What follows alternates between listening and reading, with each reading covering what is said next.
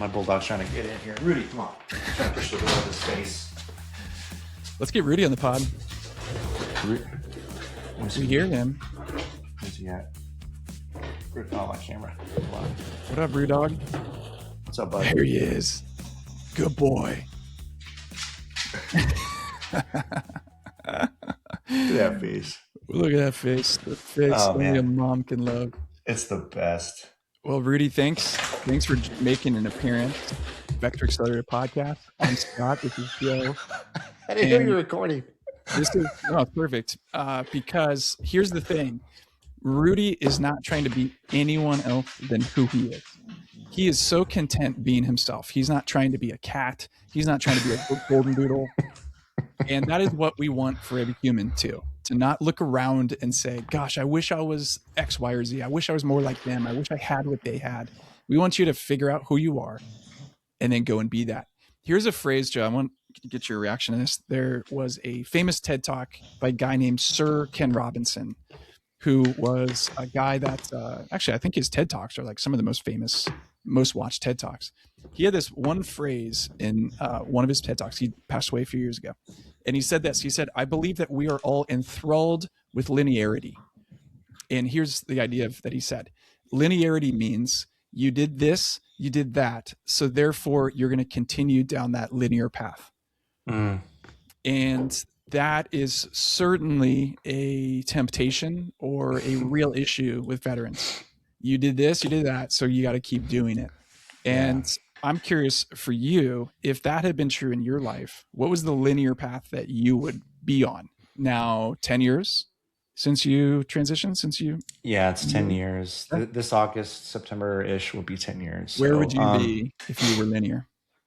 I would be in the basement of NSA, walking the hallways with maybe some manila folders and a badge and maybe a desk, a cubicle. I have no idea. Somewhere on the East Coast in a 3-letter agency.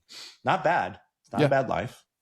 In fact, inside Vector, we call it the good life, better life, best life. I would put that in the category of good life because I have friends that are doing that. Nothing wrong. And that made sense because I had this clearance. I had this job. I was good at it. Here's a direct correlation. Yeah. Too but easy. What was the problem? One, my wife did not like the East Coast. That was a huge factor. You know what? When I was given the opportunity to do some self-reflection, I realized that that's not my story. And I probably wouldn't have realized that if not asked to do some reflection and find out, hey, out of all the things I did in the military, what were the best things? What were the things that I loved the most? What were the things that were more wired how I'm wired? And where can I find that in other places? It wasn't until I had those questions that I realized, wait, I have a choice? Like, I kind of felt like I had to do the next natural progression of things. That's where the conversations were. I remember looking at government jobs websites because all my friends were doing that. There's a lot of societal and cultural expectations that are sort of written and understood until you get pushed back by some really focused introspective questions like we have inside Vector. Yeah. It's really hard to get there on your own. Chances are you're not going to get off that linear path. Didn't you have a role at some point in the Navy that you were an instructor, a leadership? What was that? Man. I forget the details. Yeah. So out of 24 years of cryptology, which is all code breaking and stuff, for about 2.5 years, I was a naval leadership instructor, right? Nav lead instructor. And so it's not there anymore, but for a brief time in naval history, there was a leadership school where students would leave. The students were sailors. They'd leave their command throughout, in this place, San Diego, like so if they're on a ship or wherever, they'd show up in this classroom, 24 students. And for 2 weeks, we'd talk about leadership, but it was facilitated leadership. It wasn't like I was sitting at the podium saying, this is how to be a leader and knife handing everybody. It was, hey, we're going to read this material from Ken Blanchard or from Franklin Covey or, name the leadership guru. and then we're going to talk about it. And so I actually had to go to school to learn how to facilitate, which was amazing. It was 6 weeks long. The Navy put it on. And I learned about psychological safety, about movement in the room, how to quiet that loud student who won't shut up, how to bring in the student who doesn't say anything, how to stop sidebar conversations in a live classroom, but do it in a smooth way where nobody knows what the hell's happening. And it's just, and then also introduce humor around all those things. Dude, I loved it. Absolutely loved it. Wow. Yeah. And as you could tell, I'm passionate about as I talk about that story. Yeah. Because that's what I get to do today. Yeah. And that was a maybe non-linear path. That was a deviation in the story that wasn't probably going to show up in the resume per se. If you're going to go to one of those 3-letter agencies. Yeah. It was way down on the resume, as a matter of fact, because I didn't think it was relevant. They want to see the technical side. They want to see the sort of the organizational structural, understanding of that world. Yeah. And here's this teaching piece, which is so way out here in left field. It didn't make sense. Yeah. But I absolutely loved that. And funny enough, my wife remembers me saying this this is like 2003, dude. Like this goes way back. Whoa. She's like, I remember, Joe, you said this. If I could do this for a living, I would do this for the rest of my life. And I'm like, I don't remember saying that, but I trust you because she's got a really good memory. Yeah. And it's just really cool. Here you are. Here we are. I think part of that, I don't want to read too much, like tell you, but I think for me, there's something about needing or wanting the permission to pursue those things.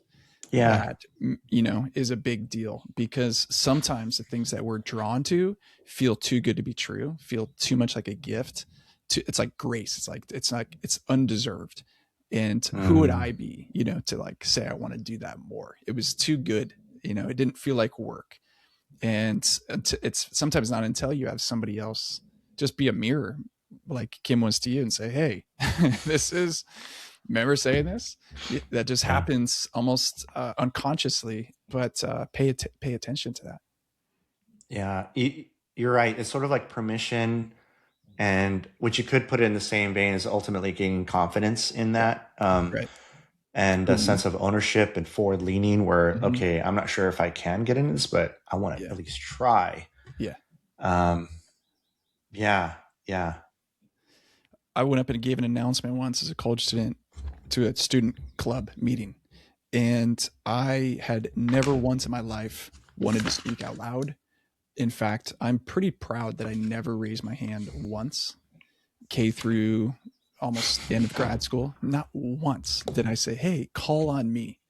And to any teacher who had in their, what did they call that thing at the beginning of the year, their syllabus or whatever, to every teacher that claimed participation grade was 10%, 20, they all lied because I never participated. All of them lied. So that being said, one day I was asked to give an announcement, which required me to go up front with a microphone and turn and face way more than a classroom size, 100, 200 students.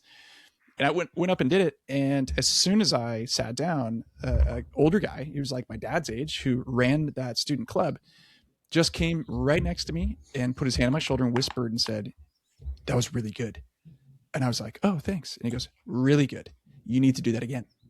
And there was the spark that has, I would say that line changed my life. I never saw it. I never wanted it. I never thought about it. I never had any ambition for it. And in some ways you could say, maybe I was just trying to please him because he was a cool guy. And maybe that was at first, but it wasn't that ultimately, because I haven't talked to him in years. This was, the ability to see into someone else's life and just reflect back. This is how you're wired. It's such an incredible gift. It's always a gift when you have that, either that nudge or that cue that sort of sparks the curiosity. Yeah. Because I think that's probably how it begins, is curiosity, right? So it's not like the switch goes on and like, I'm going to go into leadership training and facilitation. Like, no, you even know what that sort of like, like, could I do that? It's this question. So it's a bunch of question marks, but then hopefully there's people like you that can be there to kind of help me think about it and maybe get some feedback. Hey, what are the things? Find out who's doing that thing that maybe you're curious about, saying, how did you get into it? Yeah. And then maybe gaining more confidence, realizing, wait, they're not even qualified as like I am. Like, I think I'm more qualified. I can do this. Right. So it's really neat to start with curiosity, but then do something with the curiosity. Like, don't let it fade. I think that's the other piece is, because we can always talk ourselves out of it. Yeah, totally.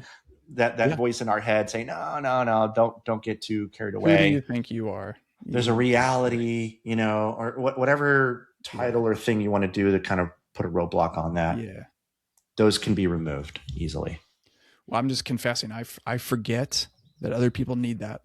Even though this is the work I do, I forget that people need to be seen and affirmed, complimented, even if it's kind of awkward. So that's my personal charge and commitment from this conversation. And that's what we would ask you to do as you're listening. Who is somebody around you that if you just look at them, think, yeah, of course they know how great they are. Of course they know what their talents and gifts are. I don't know. Give it a try today. Even if you said it before and say, hey, I just want you to know, when I think about you, this is something I'm really grateful for, or this is something I think you're uniquely good at. I mean, what's the worst case scenario? Make them feel good for an hour. But I think you can imagine if everybody maybe change how they see themselves. And how do we know that? Because it happens all the time. Yeah, that's awesome. I mean, I guess I have to do it now. So thanks, Scott, for giving me that task. I'll do it when we hang up. I'll find somebody. I'll think about somebody and send them a text. All right. See you soon. All right, buddy.